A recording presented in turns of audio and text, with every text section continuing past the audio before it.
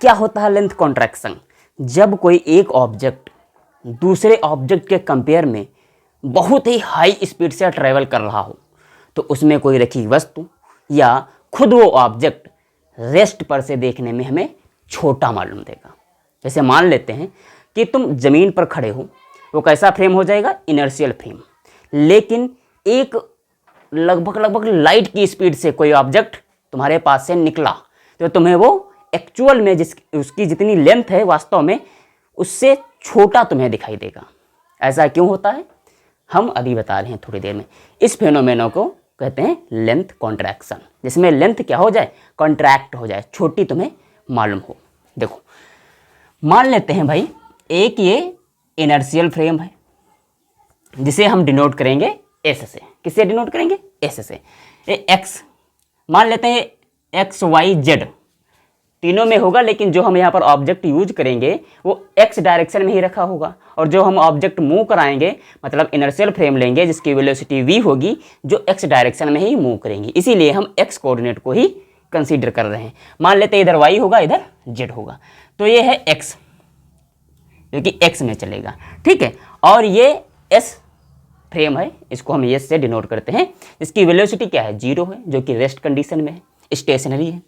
और एक दूसरा ऑब्जेक्ट है, दूसरा इनर्शियल फ्रेम है जिसको हम s डैश से डिनोट करेंगे और उसकी वेलोसिटी v होगी और जो पॉजिटिव x डायरेक्शन में मूव कर रहा होगा। देखो पॉजिटिव x डायरेक्शन में मूव करेगा वो, ठीक है।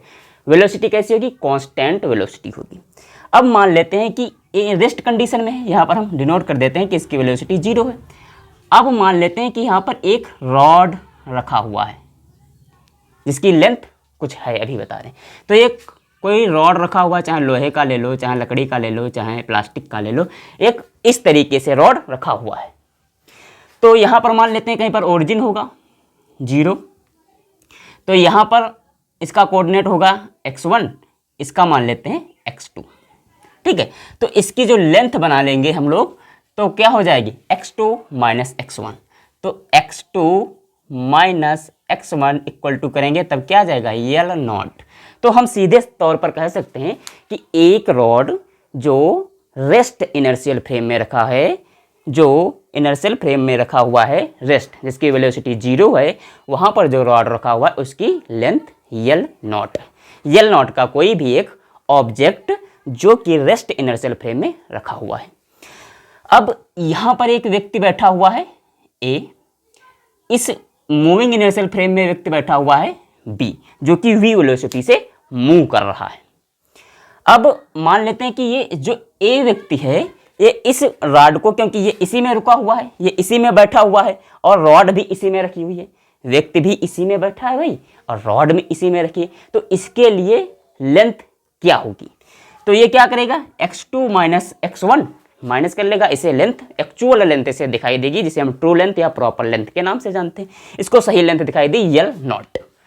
और अगर यह दूसरे हिसाब से देखना चाहे तो कैसे देखेगा कि भाई इसकी वेलोसिटी, मान लेते हैं यहाँ पर ये कोई एक ट्रेन जा रही है, कोई मूविंग ऑब्जेक्ट ट्रेन जा रही है, ठीक है। और उसने देखा कि एक बोल्ट यहाँ पर इस तरीके से कोई पॉइंट उसने डिनोट कर लिया, मान लेते हैं बोल्ट है या ढेवरी है कुछ भी, वो इस तरीके से लगा हुआ है, ठीक है। अब उसने देखा ये ए व्यक्ति, अभी हम ए की बात कर रहे हैं, अभी हम सिर्फ ए की बात कर रहे हैं, जो ए है उसने देखा कि कुछ समय बाद ये वाला पॉइंट यहाँ पर आ गया, यहाँ पर ऐसे आ गया, भाई आ ही जाएगा। ये जैसे ट्रेन मूव कर रही है, हम यहाँ पर बैठे हैं, ये एक्चुअल में जैसे बैठे हैं, तो ये पॉइंट जो है यहाँ पर है, कुछ देर बाद मूव करके ये यहाँ पर आ जाएगा, यहाँ पर था यहाँ पर आ गया, यहाँ पर पॉइंट था और यहाँ पर मूव करके कुछ देर बाद आ जाएगा। ये किसने देखा? ए व्यक्ति ने देखा। उसे देखने में टाइम लगा डेल्टा टी। डेल्टा टी हम क्यों कह रहे हैं? क्योंकि मान लेते हैं इसने ऑब्जर्व करना शुरू किया होगा t1 टाइम पर, और ऑब्जर्व जब ये बोल्ट यहाँ पर था तब t1 टाइम रहा होगा, जब ये यहाँ पर आ गया तब t2 टाइम हो गया होगा, तो t2 minus t1 equal to delta T. एक हम टाइम इंटरवल लेते हैं कि मान लेते हैं ये 2 सेकंड में यहाँ से यहाँ गया होगा, 3 सेकंड में गया होगा, 4 सेकंड में गया होगा, ऐसा मान लेते हैं। तो ए व्यक्ति ने ऑब्जर्व किया कि जो ट्रेन में एक ये एरो था, ये बोल्ट था, ये यहाँ से यहाँ तक आने में इसको टाइम लगा डेल्टा टी। ए ऑब्जर्व कर रहा है। और जब ये जो ऑब्जेक्ट है, जो ये ट्रेन है, ये मूव कर रही है, इसको टाइम लगा यहाँ से यहाँ तक आने में डेल्टा टी। इसकी स्पीड कितनी है v, वेलोसिटी कितनी है v, तो डिस्टेंस कितनी हो जाएगी v डेल्टा टी। अब ए व्यक्ति ऑब्जर्व कर रहा है, उसने देखा कि एरो यहाँ से यहाँ आने में उसे टाइम लगता है डेल्टा टी, जो कि ये इनर्शियल फ्रेम है वो v वेलोसिटी से मूव कर रहा है, तो ये इस लेंथ की नहीं हो गई है। तो L not equal to V delta T के बराबर हो गई। ठीक, इक्वेशन ये हो गई। ये किसके द्वारा ऑब्जर्व किया गया? ये ए के द्वारा ऑब्जर्व किया गया। ये ए व्यक्ति ने ऑब्जर्व किया।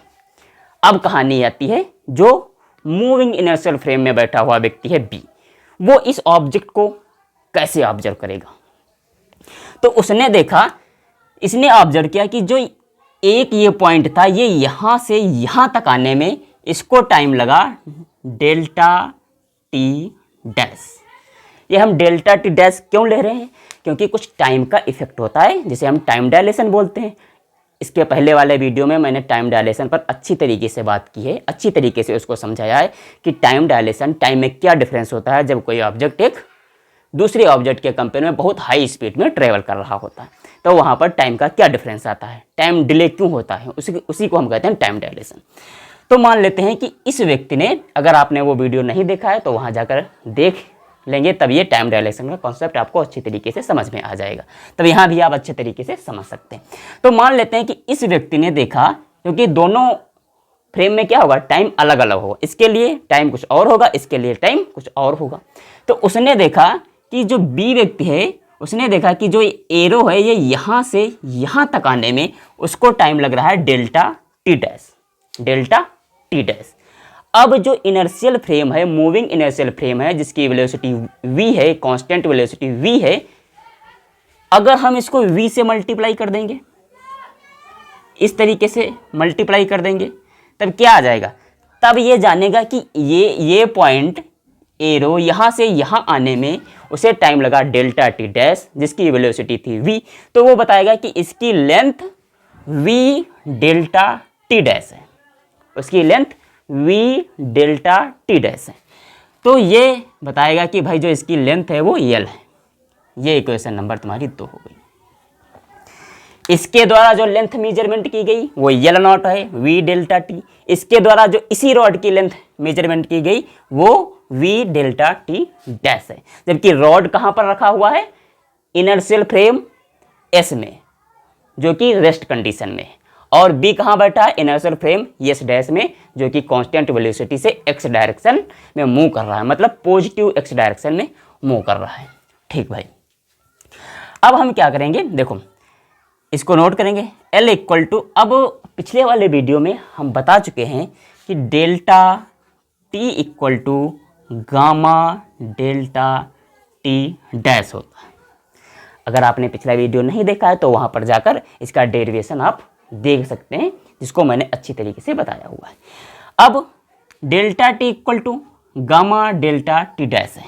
अब हम डेल्टा टी की प्लेस पर कुछ रखेंगे, तो अगर हम डेल्टा टी डैश ये वाला इधर ले आएंगे, तब क्या बचेगा? डेल्टा टी अपॉन गामा बचेगा। इसे आप देख सकते हैं, देखो डेल्टा टी यहाँ बचा, डेल्टा टी बाई गामा इधर आ जाएगा, डेल्टा टी बाई गामा इधर आ जाएगा, डेल्टा टी इधर बचा। हमने क्या किया, इसको पलट दिया, डेल्टा टी डैश इधर आ गया, डेल्टा टी बाई गामा यहाँ पर। तो हम डेल्टा टी डैश की प्लेस पर delta T by gamma put कर देंगे, delta T by gamma put कर देंगे। अब आप ऑब्जर्व कर सकते हैं इक्वेशन नंबर 1 से, जो यहाँ पर लिखा हुआ है v डेल्टा टी, यहाँ पर भी लिखा है v डेल्टा टी, यहाँ पर भी लिखा है v डेल्टा टी। तो हम यहाँ पर क्या रख सकते हैं? यल नॉट रख सकते हैं, यल नॉट अपॉन गामा। ये तुम्हारा आ गया लेंथ कॉन्ट्रैक्शन का फार्मूला। ये कैसे आया? देखो अब क्या है, ये जो ये लेंथ है, ये लेंथ है, ये कौन मेजरमेंट कर रहा है? डी मेजरमेंट कर रहा है। उसके लिए जो रॉड यहाँ पर रखी गई है वो L0/गामा हो जाएगी, मतलब उसको छोटी दिखाई देगी। अगर इसका उल्टा भी किया जाए, ये वाली रॉड मूविंग इनर्शियल फ्रेम में रख दी जाए तो जो ए व्यक्ति बैठा हुआ है इनर्शियल फ्रेम में, उसके लिए ये रॉड छोटी हो जाएगी। कहने का सीधा सा मतलब ये है कि अगर कोई व्यक्ति एक रेस्ट कंडीशन में है, अगर कोई वस्तु या ऑब्जेक्ट मूविंग कंडीशन में है, मूव कर रहा है बहुत ही स्पीड में, लाइट के आसपास की स्पीड होगी, तो उसमें रखी हुई कोई वस्तु जो इनर्शियल फ्रेम रेस्ट कंडीशन में है उसको वो छोटी दिखाई देगी, उसको वो छोटा ऑब्जर्व करेगा। ठीक है। अब गामा की वैल्यू क्या होती है? गामा इक्वल टू होता है 1/1 - v²/c²। ये हम पिछले वीडियो में बता चुके थे। अब मान लेते हैं, जैसे पिछले वीडियो में एक क्वेश्चन दिया था मैंने कि भाई मान लेते हैं इसकी स्पीड क्या है, v = 0.75 c है, और जो ये लेंथ है इसकी लेंथ ले लेते हैं हम 1 मीटर। कितनी लेते हैं? 1 मीटर। अब ए ने मेजरमेंट किया कि जो ये लेंथ है वो 1 मीटर की है। 1 मीटर कौन सी लेंथ है? ये इसे हम प्रॉपर लेंथ कहते हैं या ट्रू लेंथ कहते हैं, जो कि रेस्ट कंडीशन में है, जिसमें वो व्यक्ति बैठा हुआ है उसी में लेंथ रखी हुई है, तो मेजरमेंट करा तो प्रॉपर लेंथ है, तो इसके लिए प्रॉपर लेंथ है 1 मीटर। अब बताओ बी के लिए इसकी लेंथ कितनी हो जाएगी? देखिए यही वाला फार्मूला अप्लाई करते हैं। तो पहले हम क्या करते हैं, गामा की वैल्यू निकाल लेते हैं। गामा की वैल्यू देखो 1 माइनस वी कितना है 0.75, क्योंकि यहाँ पर वी स्क्वायर है तो हम इसको स्क्वायर कर देते हैं। सी है, सी भी है, नीचे कितना है सी स्क्वायर, इसको रूट कर देंगे गामा। अब 1 यहाँ पर सी स्क्वायर कट जाएगा, -1 - 0.75, और 0.75 को हम फ्रैक्शन फॉर्म में लिख लेंगे। 1 यहाँ से हटाएंगे, ये 0 आ जाएगा। इसको कैंसिल करेंगे, 5 से कैंसिल करेंगे कितना आएगा 15, 5 से कैंसिल करेंगे 20, 5 से करेंगे 3, 5 से करेंगे 4, तो 3/9, और ये है स्क्वायर आएगा यहाँ देखो इस तरीके से। अब क्या है 3/9 आएगा, 0.75 की प्लेस पर हम 3/4 लिख सकते हैं। अब 3/4 का है यहाँ पर स्क्वायर, देखो 3/4 का स्क्वायर है तो 9/16 आ जाएगा। 1 - 9/16, ये यहाँ पर रूट भी है। इसको हम लगाएंगे तो 16 ऊपर चला जाएगी कि नहीं। अब रूट है तो रूट का आ जाएगा 4, नीचे आ जाएगा √7। देखो 16 में से अगर 9 माइनस हुआ कितना बचा, 7 ही तो बचेगा। तो यहाँ इसका आंसर आएगा 1.5। इसे आप आसानी से कैलकुलेटर से कैलकुलेट कर सकते हैं। अब देखो, अब यल निकालनी है। क्यों निकालनी है? क्योंकि बी को बताना है, बी देख रहा है, उसके लिए क्या होगी यल नॉट कितनी है 1, और जो गामा की वैल्यू आई है 1.5। ये लगभग कितना आएगा 0.67 के आसपास ये लेंथ आएगी। आप इसे आसानी से कैलकुलेटर द्वारा कैलकुलेट भी कर सकते हैं, एग्जाम में कैलकुलेटर अलाउ होता है।